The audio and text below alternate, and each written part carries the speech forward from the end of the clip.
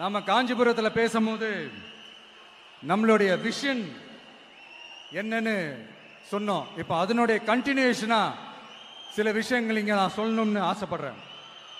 இப்பவும் சொல்றேன், உறுதியா சொல்றேன், சத்தியமா சொல்றேன். பெண்கள், பெண் குழந்தைகள், ஆண் குழந்தைகள் பாதுகாப்பு நம்ம ஆட்சியில நம்பர் 1 இருக்கும். சட்டம் ஒழுங்கு ரொம்ப ரொம்ப ஸ்ட்ரிக்டா இருக்கும். அரசு பள்ளிக்கூடங்களும் கல்லூரிகளும் முதல் தரமா இருக்கும். போட்டி தேர்வுகளுக்குன்னு லட்சங்களை கொட்டி தனி கோச்சிங் சென்டர் போய் படிக்க அவசியமே இருக்காது. ஏன்னா கவர்மெண்ட் ஸ்கூல், காலேஜ் சிலபஸே போட்டி தேர்வுகளை ஈஸியா சந்திக்கிற வகையில் அந்த ஸ்டாண்டர்டுக்கு ஏத்த மாதிரி அமைக்கப்படும். உயர்நிலை பள்ளி பாடத்திட்டங்களிலேயே அடிப்படை அரசியல் சாசன சட்டம் சேர்க்கப்படும். மாநில மற்றும் ஒன்றிய அரசு அலுவலகங்கள், வங்கிகளின் செயல்பாடுகள் மற்றும் அவற்றை அணுகும் முறை குறித்து மாணவர்களுக்கு தெளிவான புரிதலை ஏற்படுத்தும் வகையில் தேர்வுகள் அற்ற செயல்முறை பாடமாக கற்பிக்கப்படும்.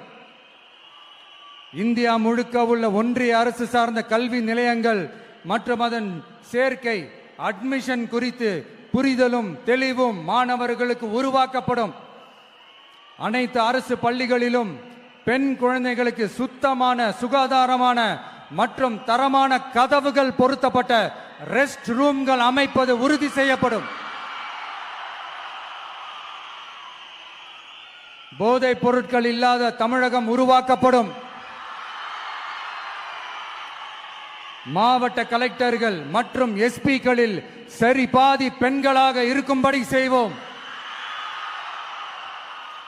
மலை கிராமங்களில் அரசு ஆரம்ப சுகாதார நிலையங்கள் பிரசவம் பார்க்கும் வசதியுடன் அமைக்கப்படும். பஸ் போக்குவரத்து இல்லாத கிராமங்கள் மற்றும் மலை கிராமங்களே இல்லை என்ற நிலை உருவாக்கப்படும்.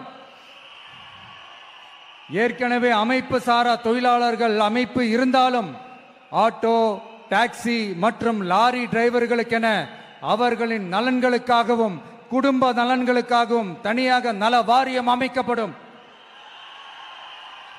தென் தமிழகம் உட்பட தமிழகத்தின் தேவையான பகுதிகளில் தொழிற்சாலைகள் அமைக்கவும் தொழில் வளம் பெருக்கவும் தனி கவனம் செலுத்தப்படும். விவசாயிகள், மீனவர்கள் மற்றும் நெசவாளர்களின் கருத்துக்களை அறிந்து அவர்களுக்கான திட்டங்கள் காலத்தின் தேவைக்கேற்ப உருவாக்கப்படும்.